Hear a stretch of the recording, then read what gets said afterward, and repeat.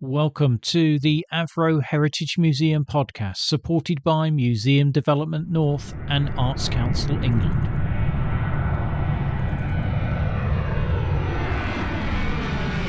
Hello from me, Chris Beswick, and thank you for listening to this episode of our podcast.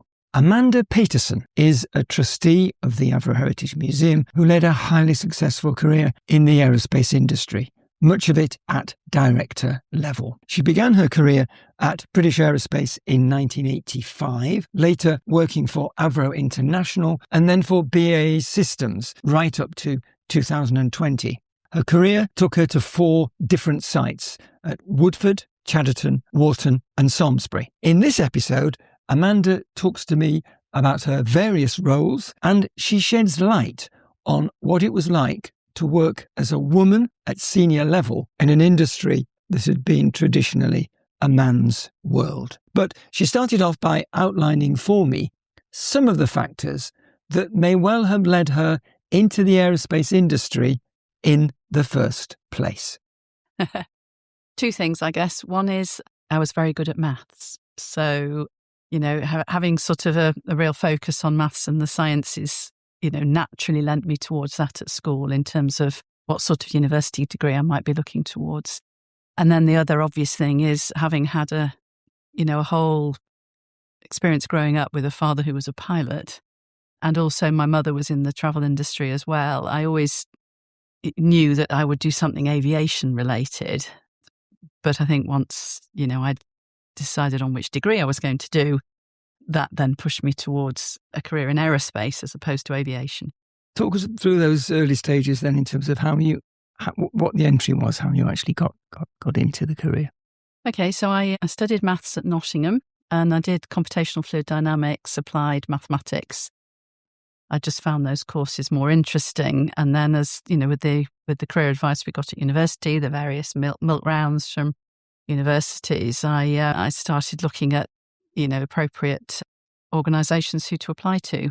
I think in those days it was more of a graduates market. So, in some respects we had the pick of, we could choose what we wanted to do. I know it's a lot harder nowadays. But I applied to British Aerospace at Woodford. I think I'm a home bird. So having been brought up in the north, and whilst I went to Nottingham, I think I always assumed I would come back up north to live and work. And so choosing somewhere on my doorstep like Aerospace at Woodford was an obvious choice. I put an application in and I got a conditional offer dependent on successful degree. And I remember ringing David White just after I got my degree in the July of 1985, and he said, "See you in September." So that was great. Tell us about the first job. You obviously had a number. You can just give us a sense of what those jobs involved. Okay, I joined the company as an aerodynamicist, which was very much in line with some of the courses and modules I'd done in my degree. And so that job, I was part of a large office of aerodynamics, performance and weights. And the company at the time was mostly into civil design. It was the time of the ATP, and obviously we were also looking into future projects, and my role involved mainly computational aerofoil design and also doing a lot of the predictive flow analysis around various aerofoil designs. My stay in engineering was quite brief, as you can see from my CV. Having got into the company in a technical role, I think I soon realised that I wasn't cut out for staying in a technical role and going up the technical ladder. And, looking around me, I was perhaps more interested in the broader aspects of the business and management of that business. So my stay in aerodynamics probably only lasted, I think, three years or so. And how did that next opportunity come up then? I was offered a place on a development program. There were 3 management development programs running at the time. One was technical, one was production, and the other one was commercial. I think already by then, having perhaps being in, I suppose, being somewhat different as your sort of standard demographic of the organisation, I'd probably been noticed and stood out a little bit as somebody who perhaps be supported in their development in terms of moving through the organisation. So I was offered a place on a 2-year development program, which I took, and that then exposed me to the whole of the Woodford, Chadderton, and in fact, Civil Aircraft Division business. And so I did lots of really interesting and diverse things during that time and learnt a lot about all the different disciplines across the business. Yeah, at one point you were chief buyer Yes. on the ATP. What does that involve?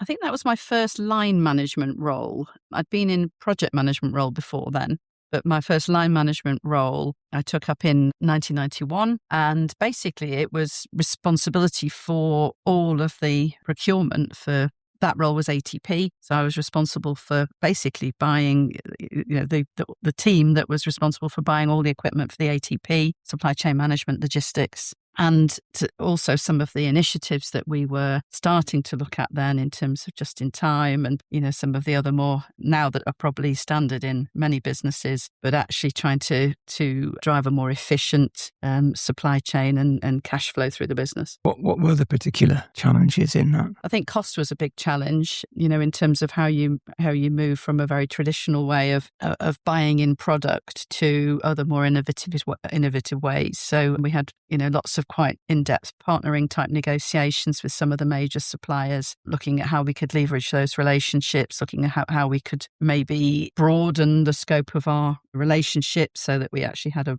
wider span of spend and ways of driving cost reduction together. And then in 1993, you became customer support director. That was actually very exciting because by that time we were already responsible for elements of the 146RJ support. And again, whilst a lot of it was involving the traditional spares and repairs management of what the support offerings we made to all of our customers. Again, we were at that stage looking at how we could broaden our involvement and responsibility in what we could offer to our customers in terms of integrated support packages. And so the two particular ones that I was involved in the early days of developing and offering to our customers was two packages called Jet Spares and Jet Key, which we used to offer on the along with the RJ sales of the product. That was interesting times. So because customer support is pretty vital product, isn't customer support is absolutely fundamental. You can't just deliver an aeroplane and wave goodbye to the customer. You have obviously regulatory responsibilities in terms of maintaining design support for the product for 25 years, but you also have an obligation to provide, ongoing tech pubs, spares, maintenance services to your customers as well. And so we were looking at innovative ways of those offerings as well at that point in time. The role that I'm intrigued by was 1997 to 2001, Transformation Director. The main project during that time, and I don't know if we're going to come on to that later, but there were lots of projects going on. A lot of it was around, some of them were IT type projects. One of the things that company had done already by then, we'd outsourced things like our IT services. So some of these things all used to be in-house. Many companies used to kind of look after everything itself. And then as time went on, we realized that, actually by outsourcing, you actually got a better service by buying in specialism. So in the early days, some of those projects were running the outsourcing of those services to. It was a company called CSC, actually, that we outsourced our IT services to. But it also involved redesign of processes. It also involved transitioning of people under TUPE rules from a BAE Systems employment contract into a third-party employment contract. So those transformation projects tended to be fairly broad and integrated. And I was responsible for a number of them during that period. But also during that time, one of the big company transformation projects, transformation as far as Woodford was concerned, was my involvement in the Nimrod MRA 4 project when we were asked to put together a business case for the company to consider bringing in-house the manufacturing of the Nimrod MRA 4. Which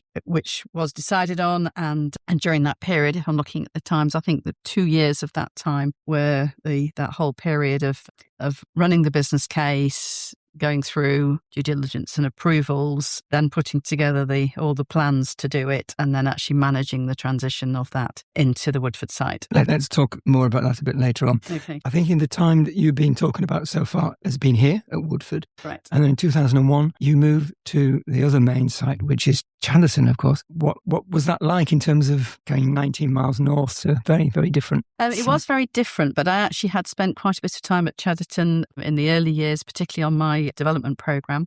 also it was quite common to be going backwards and forwards in the car up to Chadderton. So it wasn't a complete sort of unknown to me. So yes, I was offered this most fantastic role of, initially I was asked to become VC10 support director. And then in that period of 4 years, went from just looking after the VC10 to being asked to run we called it the TTRO business. A lot of my colleagues will remember fondly the MBU, the Military Business Unit. For lots of different reasons, the company had decided to rename that. And I think I was the second or third director to run the tanking, transport and reconnaissance operations business. TTRO is a lot easier to say. So yes, I went from just being responsible for looking after the VC10 and all the support services that we offered to the Air Force around that product, to having that expanded to looking after all the large aircraft fleet, which obviously included VC10, but extended to all the variants of Nimrod in operation. And my first exposure, I think, to looking after the Battle of Britain Memorial Flight, the Lancaster being part of that responsibility. So that was a really important role, wasn't it, in terms of the RAF?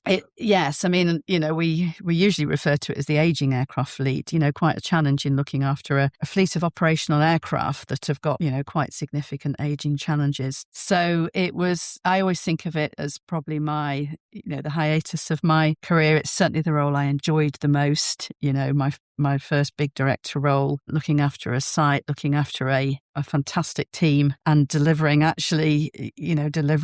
good service and to the customer as well as performance back to the company. And what was the involvement then in the Battle of Britain Memorial Flight and the Lancaster? It was more limited than our other roles on the aircraft. Our main obligation we were the design authority, particularly for the Lancaster. And so a lot of my senior engineering colleagues, had a key role in advising the BBMF on how to keep those aircraft safe and flying. And I suspect hopefully you've spoken to some of those individuals, but yeah, they were all part of the team that kept that going. So yes, my role at a personal level was quite limited, but a lot of the guys in the team spent, I think, a number of difficult times in making decisions, around what what we could do to modify, to make safe, to maintain those aircraft in the fleet. So 2005, completely different location now. Tell us about Samlesbury and Walton. So moving to Samlesbury actually was probably one of the hardest things I ever did. I really didn't want to leave Chadderton. It had been such a fantastic role. I remember somebody saying to me, I've never seen somebody so upset about a promotion, but I really, I found it quite tough to move. But equally, I understood that I was being lured more and more towards the mothership of Wharton. So having, transitioned from civil into military at the beginning of the 2000s, well, in fact, my Chadderton role was now part of military aircraft as opposed to, the commercial aircraft side of things. And I was asked to take up a role, probably building on some of my experience back at both Woodford and Chadderton in running the supply chain activity out of Samlesbury. So in fact, I wasn't responsible for all the procurement activity. Again, it was more of a transformational role where the military side of the business had looked at what was happening out in the world, but also in the civil side of the business, and trying to work out how it could transition its support offerings from your fairly traditional stuff into more integrated packages of support. So the main thing we did there was do a complete redesign of a lot of our support models and support processes I was building basically on a lot of the things that we'd done on Chadderton in VC10 and Nimrod in some of our integrated support packages. So basically, we standardized that and we produced a model that we could then apply across all of the military aircraft. So having delivered on Nimrod a program called NISC and on VC10 a program called Javelin, the managing director of the business, Kevin Smith, at the time set a target for us that he wanted us to be able to apply similar concepts on all of the military aircraft fleet over a 5-year period. And so that role was, preparing the business to be able to adopt and deploy all those support models onto the other aircraft. Well, it's a very impressive story in terms of working at very high levels. And I suppose the obvious question to ask is how you achieve that in times when, to say the least, it was a man's world, wasn't it? It was difficult. And reflecting back now, I think in the early days, a lot of us sort of felt we had to behave like a man to be able to succeed in a man's world. And so, maybe we used to wear a bit of a suit of armor or at least be, slightly protecting ourselves to feel that we'd be taken seriously, that we'd be given the same opportunities, that we'd be respected, and that behavior was appropriate. I've been involved in various projects throughout my career about sort of, the changing of the demographic. But in the early part of my career, I was involved in a project across the Civil Aircraft Division, actually, about how to increase the demographic of women in the population. And so, at the time, right at the beginning of my career, I can recall a statistic that at that time we had, I think there were 10% women in the organisation. And 35 years later, when I left, it had only increased to 18%. And that's all disciplines. So, that's technical, manufacturing, clerical, all of the different disciplines across the company. And it's a very complex subject. It's not as simple as recruiting more women. You've got to think about recruitment, retention, work-life balance policies, just some of your basic management processes and policies. Is the way, even the way some of the application forms in the old days used to be worded, needed to be looked at because they weren't necessarily inclusive for women. So I don't remember, though, it being sort of needing to feel bullish or militant about it. But I think I always pushed the boundaries back. So I always used to challenge. One of the hardest things as a young female at Woodford was when you had to go across from one side of the factory to the other and walking across the shop floor. And we used to dread it and this was both at Woodford and Chadderton. As soon as a female stepped foot on the shop floor, a lot of the people that, spotted somebody would start banging on their tools. And of course, the sound spread across the factory, so everybody knew. So by the time you'd got to the other side, the whole, anybody that you passed was giving you a bit of a round of applause as you walked across the shop floor.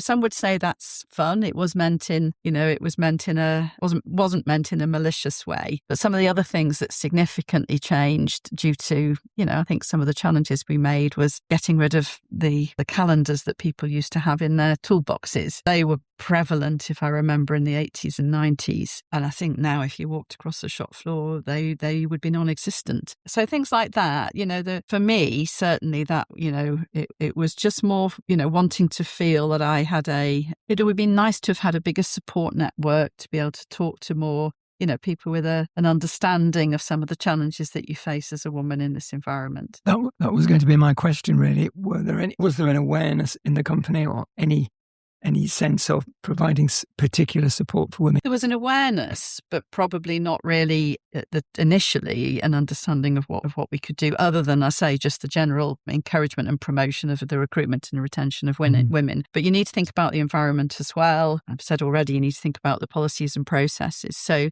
I remember, when I first had my first child, I think up to that point, the company was offering the minimum statutory maternity allowance, for example, which meant, I think it was 14 weeks or something like that, where you could be on full pay. And then obviously if you took longer, then it stepped down. Now, I think with, 30 odd years on, that's significantly increased, not only for the mother, but also the company's now offering paternity pay and paternity leave, in recognising that if they want to promote and encourage and recognise a diverse population, that they need to actually make it attractive for people to come back and want to come back to a career and not just part-time job, which is what a lot of, people used to do in previous generations. So we had a lot of senior management encouragement. And one of the things that I remember being part of in the early days was we formed a group called Women at Woodford. And we used to just meet over lunch and have a chat. And we actually used to invite some of the guys to join us so that they could, that rather than seeing it as something threatening that they weren't part of, it was more just an opportunity to enjoy,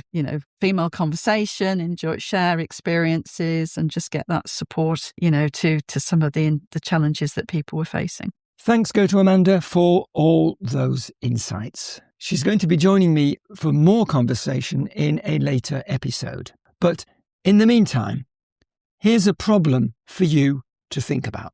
You've worked really well to bring a major project to Woodford, but the aircraft that you want your teams to work on are already in production at FR Aviation in Bournemouth, 249 miles away. The sheer size of what you're trying to transport is surely going to be problematic for road or for rail. What's the solution? Join us for the second part of my conversation with Amanda to find out. Thanks for listening today, and goodbye for now.